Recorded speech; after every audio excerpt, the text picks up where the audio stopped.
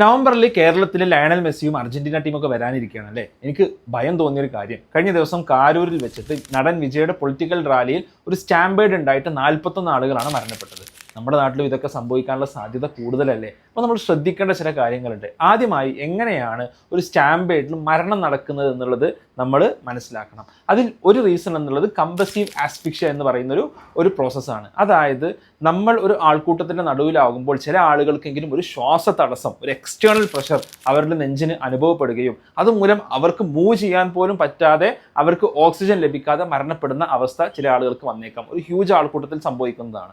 രണ്ടാമത്തത് സ്വാഭാവികമായിട്ടും നമുക്കവിടെ ഉന്തും അല്ലെങ്കിൽ തള്ളും തിരക്കും ഒക്കെ ഉണ്ടാവുമ്പോൾ അതിൻ്റെ പിന്നിൽ അതിലൂടെ ആളുകളുടെ ബോൺസ് അല്ലെങ്കിൽ മറ്റു കാര്യങ്ങളൊക്കെ ക്രഷ് ചെയ്യപ്പെട്ടുകൊണ്ട് അവിടെ മരണം സംഭവിക്കാവുന്നതാണ്.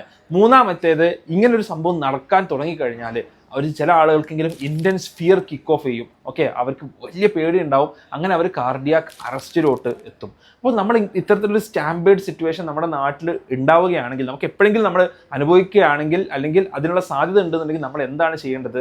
നമ്മൾ മെല്ലെ ഡയഗണലി മൂവ് ചെയ്തുകൊണ്ട് ആൾക്കൂട്ടത്തിന് പുറത്തെത്താൻ ശ്രമിക്കുക. അതോടൊപ്പം തന്നെ ആൾക്കൂട്ടത്തിന് എതിരെ മൂവ് ചെയ്യാനുള്ളൊരു ടെൻഡൻസി നമുക്ക് ഉണ്ടാവും. പക്ഷെ ഒരിക്കലും ആ ടെൻഡൻസി ഉപയോഗിക്കാതിരിക്കുക. എപ്പോഴും നമ്മുടെ ഫീൽഡ്സിൽ സ്റ്റേ ചെയ്യാൻ വേണ്ടി ശ്രമിക്കുക.